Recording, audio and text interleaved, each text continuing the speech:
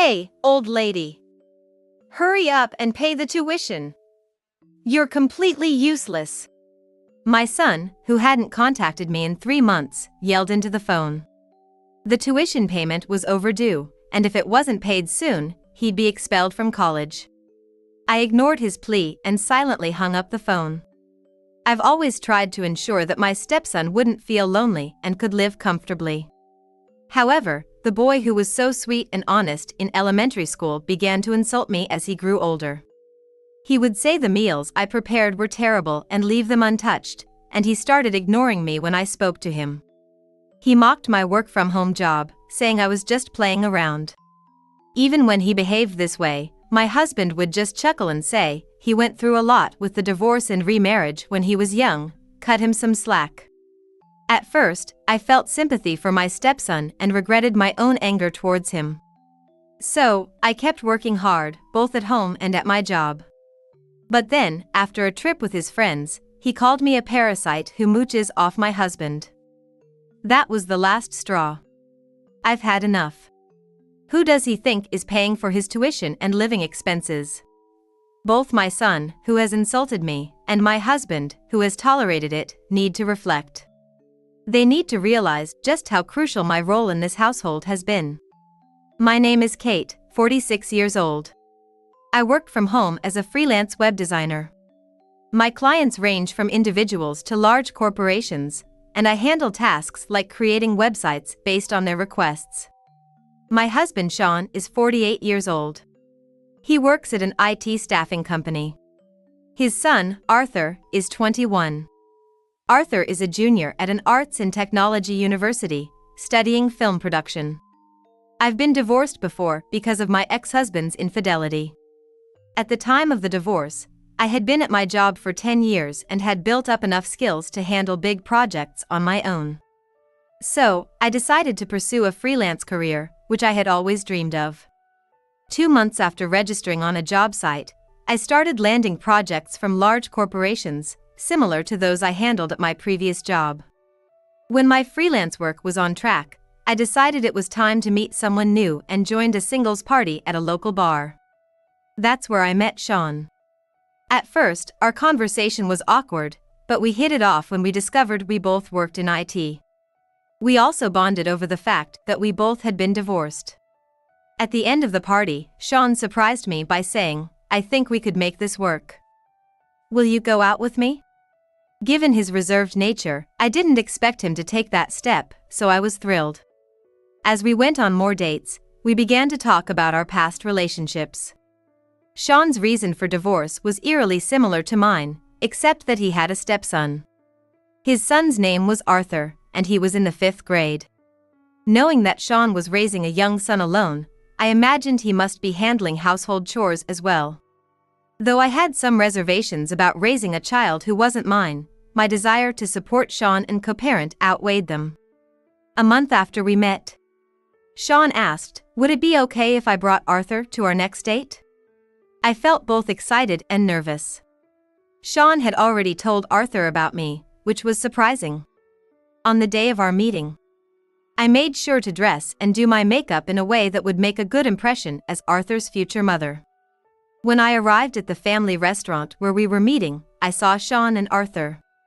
I smiled gently at Arthur, who was hiding behind Sean. "Nice to meet you, Arthur. I'm Kate. Your dad has told me about you." Arthur shyly lifted his head and greeted me in a small voice. "Nice to meet you." In that moment, looking into Arthur's eyes, I felt a strong maternal instinct. I gently placed my hand on Arthur's shoulder and said, "Let's enjoy some good food together today." During the meal, Arthur gradually opened up to me. Sean watched us with a relieved expression, listening to our conversation. After that day, we started meeting as a trio about once a month. Then, about 6 months after we first met, Sean proposed to me after one of our usual outings. On our way back from one of our usual outings, Sean proposed to me. When I said yes with joy, both of them looked relieved. With this marriage, I would gain the happiness of being both a wife and a mother. That realization filled me with warmth. At the time of our marriage, I was 33 and Sean was 35. Arthur was a very good and honest boy while he was in elementary school. However, there were times when he would suddenly cry at places where he had memories with his biological mother, showing signs of emotional instability. As he grew into middle and high school, he started to treat me harshly despite our previously friendly relationship. Later, I learned that his friends had mocked him for having a stepmother, which turned his anger towards me. Although he used to enjoy the meals I made when he was in elementary school, he started to say, "It's not as good as my real mom's cooking," and would leave the food uneaten. Even when we ate together with Sean, this behavior was evident. Sean, instead of scolding Arthur, would say things like, "Yeah, can't you make something better?" supporting Arthur while belittling me. Taking advantage of this, Arthur's attitude continued to worsen. By high school, he started to avoid being alone with me at home, often leaving silently while I prepared dinner and returning only after eating out once Sean came home. Sean would say, "Poor Arthur can't relax at home. Did you say something to upset him?" implying it was my fault. Although these comments irritated me, my inferiority complex as a stepmother kept me from arguing back. However, I believed that even if I couldn't become his real mother, I could still make efforts to get closer to that role. I continued to try and communicate with Arthur in various ways. Since I couldn't get much information from him directly, I talked to Sean and the parents of Arthur's friends to learn about him and then casually brought up these topics in conversation. For example, I would say, "Are you enjoying your club activities? If you have any problems with your friends, feel free to tell me." But no matter what I said, he treated me as if I didn't exist. As these days went on, I developed a defense mechanism, telling myself that being ignored was better than facing violence or harsh words. By the time Arthur was a sophomore in college, Sean told me that Arthur aspired to be an animator. Proud of the fact that both of us were pursuing creative careers, I expressed this pride to Arthur. For the first time in a long while, he looked me in the eyes and said, "I don't want to be compared to someone who just plays around at home. Some people misunderstand working from home as slacking off, but I never expected such disrespectful words from my own family, which made me angry."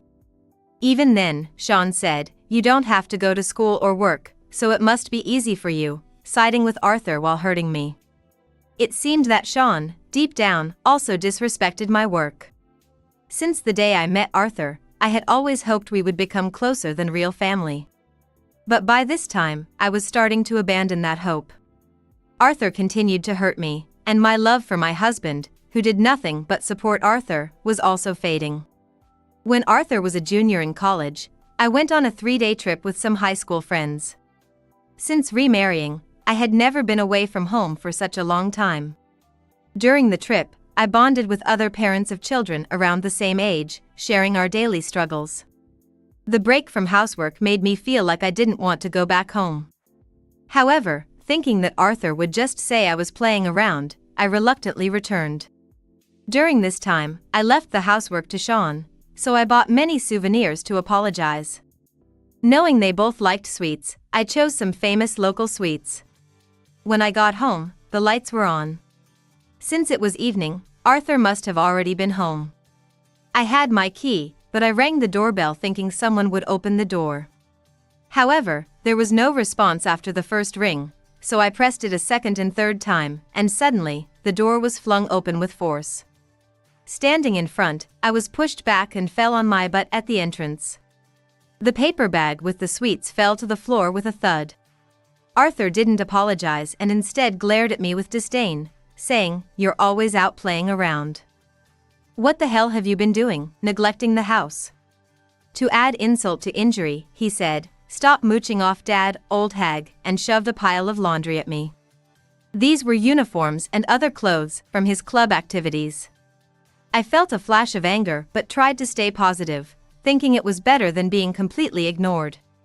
I apologized, sorry for being away from home for a while, and took the laundry. Of course, Arthur didn't say a word of thanks even after I finished the laundry. Instead, he picked up the dropped souvenirs, looked at them like they were trash, and said, "You could get these anywhere, not just at a tourist spot. Get us something better," and threw the paper bag at me. Again, I felt irritated but regretted buying something that didn't suit his taste and apologized again, sorry. One weekend afternoon, I was relaxing in the living room at home. Work had been going well recently, and I was enjoying some spare time. Arthur came home. I expected him to go straight to his room as usual, but instead, he came into the living room and looked down at me. "What are you doing? Just lazing around the house again?" I looked up at him in surprise. His eyes were cold and filled with contempt. "Arthur, what's wrong?" "I'm working." "Work? Don't be ridiculous. Someone like you can't be making money. You're just living off Dad's money, aren't you?" I gasped at his words. "Why does he think that way?" "Dad raised me alone for a long time. I don't want you to take him away from me." His shout left me speechless. At that moment, I realized that my remarriage to Sean might have caused a deep emotional wound for Arthur. "Get out. Even without you, Dad and I can live just fine." With that, Arthur stormed back to his room. He had said many hurtful things to me before, but telling me to leave was too much of a shock, and I stood there, stunned. I started to reflect on everything that had happened since meeting Sean. Maybe I'm not needed in this house after all. No matter how much I thought about it, I always came back to this conclusion. So, I decided to leave, just as Arthur had said. The next day, I waited for Sean and Arthur to leave the house, then packed only the essentials and left. I spent some time at my parents' house, taking it easy. When I told my parents what had happened, they comforted me, saying, "You've been through a lot. Take your time to rest." I enjoyed the stress-free time and felt good about helping out at home, feeling like I was also repaying my parents in a way. For a while after I left, there were no calls from the house phone or from any of their cell phones. It confirmed my belief that they were truly heartless people. About 3 months after leaving the house, I received a call from Arthur. Taking a deep breath, I answered, and on the other end, Arthur was shouting, "Hey, old lady! Hurry up and pay the tuition. You're completely useless." So, he finally realized it. I smiled to myself. In truth, I had been supporting most of the household finances. Due to the recent recession, Sean's company had cut his salary, and his performance had deteriorated to the point where he was at risk of being laid off. I was the one earning most of the money, including paying Arthur's tuition, but Arthur assumed his father was the primary breadwinner. Because I had stopped making payments, Arthur was now facing expulsion. I held back the urge to retort and silently hung up the phone. After that, Arthur called me for 3 consecutive days. At first, he just mentioned the overdue tuition, but gradually, his calls included more apologies and pleas. "I'm sorry for saying all those terrible things. Please, just pay the tuition." Hearing his apologies and pleas, my heart wavered. It wasn't easy for me to abandon him. Determined to mend my relationship with Arthur, I decided to return home. After saying goodbye to my parents, I went back home, where Arthur awkwardly opened the door for me. "I'm sorry for saying those awful things." He apologized, just as he had on the phone, but his eyes did not meet mine. I wanted to see if he was truly remorseful. I looked him straight in the eyes and asked, "What awful things?" Arthur seemed a bit confused but responded, "For yelling at you to pay the tuition." Hearing this, I realized that Arthur hadn't genuinely reflected on his behavior. "Before that, you've done many terrible things to me. You've left the meals I made, ignored me when I talked to you, and mocked my work. I won't pay money for someone so disrespectful, even if they are family." Arthur sighed deeply and replied with a hint of annoyance, "I was wrong. I'm sorry." His attempt to brush off everything with one sentence made me even angrier. "I work from home, but it's not play. I have clients online, and my job is to bring their wishes to life. It's with this money that I can pay your tuition. You need to understand that." As I spoke, Sean returned from work. The moment he stood at the entrance, Arthur ran to greet him. Unlike before, Arthur looked Sean directly in the eyes and pleaded, Dad, I'm apologizing, but Mom won't listen. Sean looked at Arthur kindly and patted his head. I understand. Dad will take care of things from now on. Then, he turned a cold gaze toward me. Leaving the house on your own and refusing to accept our son's apology. Who should be reflecting on their actions here? He began to scold me as usual. After more than 3 months without a word, is this all he has to say? You knew that I was the one paying for the living expenses and tuition, didn't you? Yet, you never once expressed any gratitude. You're the one who should be reflecting. Sean looked up at the ceiling with a sigh.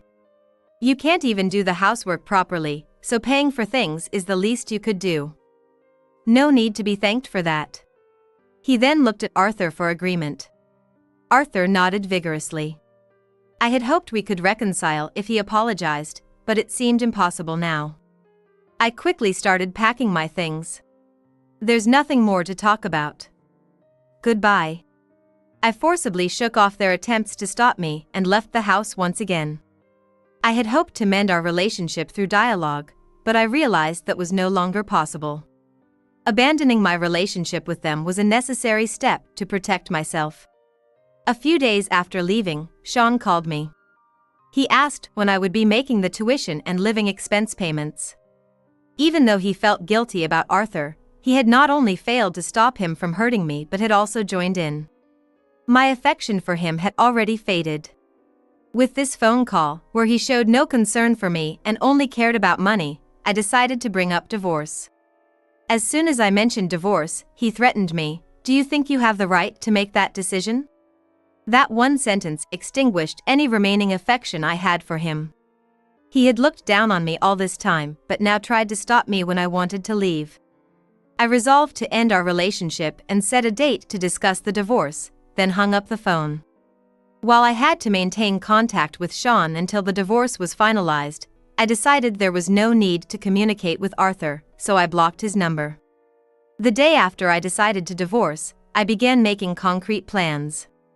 First, I consulted a lawyer and gathered information for the division of property and alimony procedures. While I focused on my work, I carefully planned my next steps. A few days later, a call came to my parents' house. I thought it might be him, but my mother answered first. After a brief conversation, she put the call on hold and asked, "It's Arthur. Do you want to talk to him?" I didn't want to, but I decided to give him one last chance. He pleaded that he was on the verge of being expelled from college due to the lack of tuition payment. I responded calmly. If you write a letter of apology to me, I might consider resuming the tuition payments.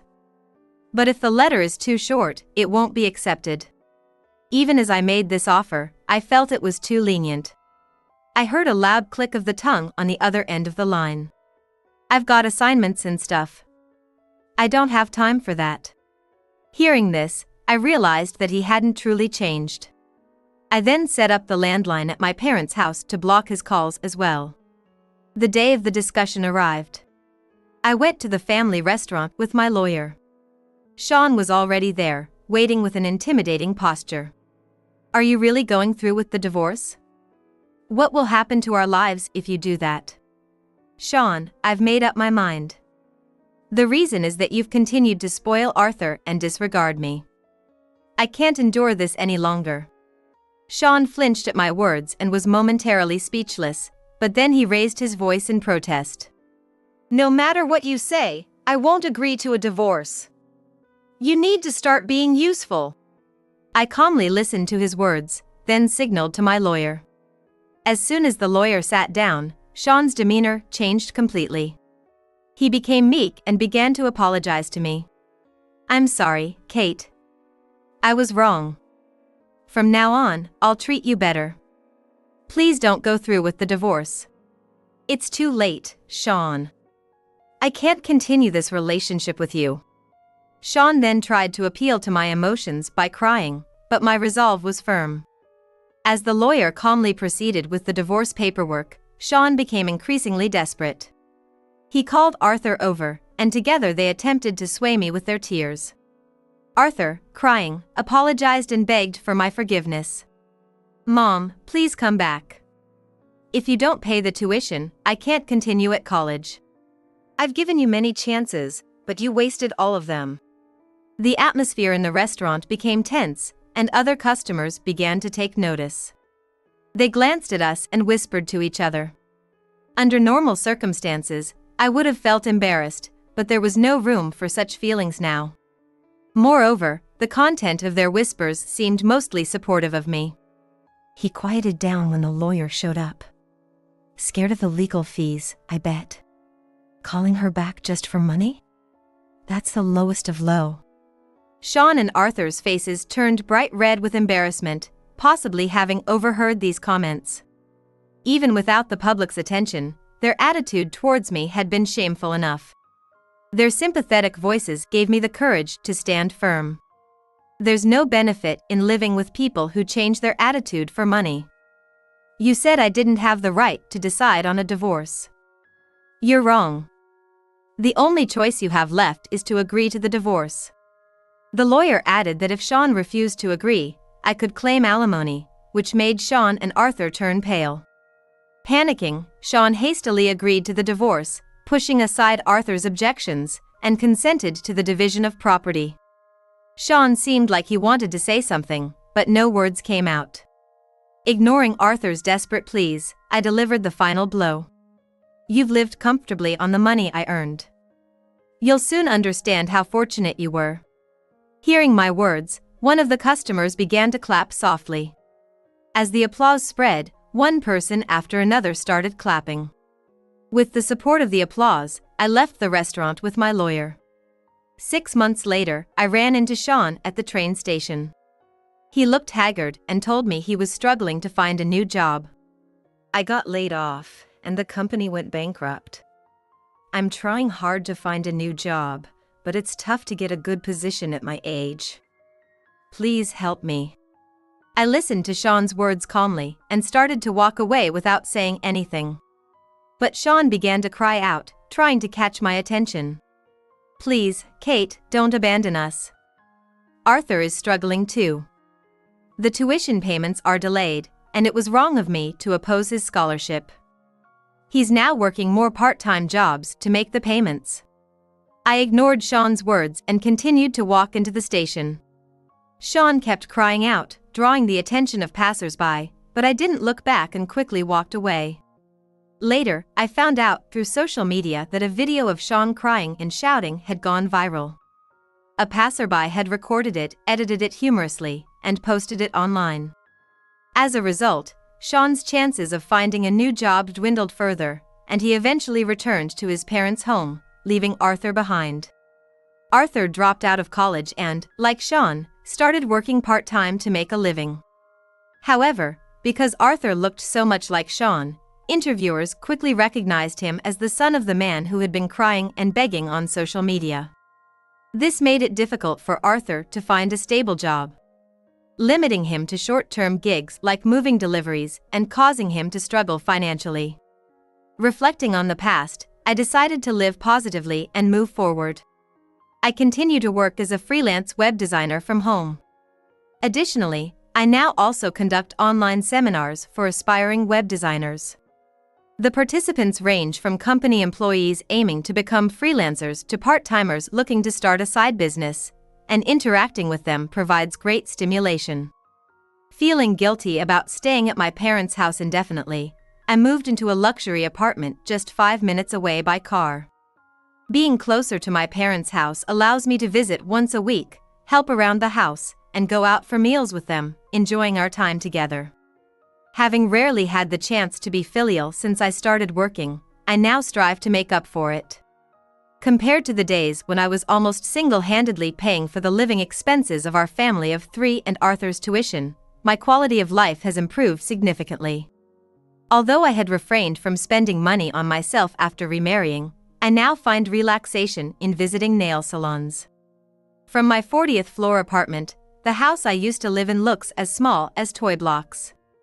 If I had continued to endure Arthur's insults and become nothing more than a source of money for the family's expenses, I might have fallen into depression.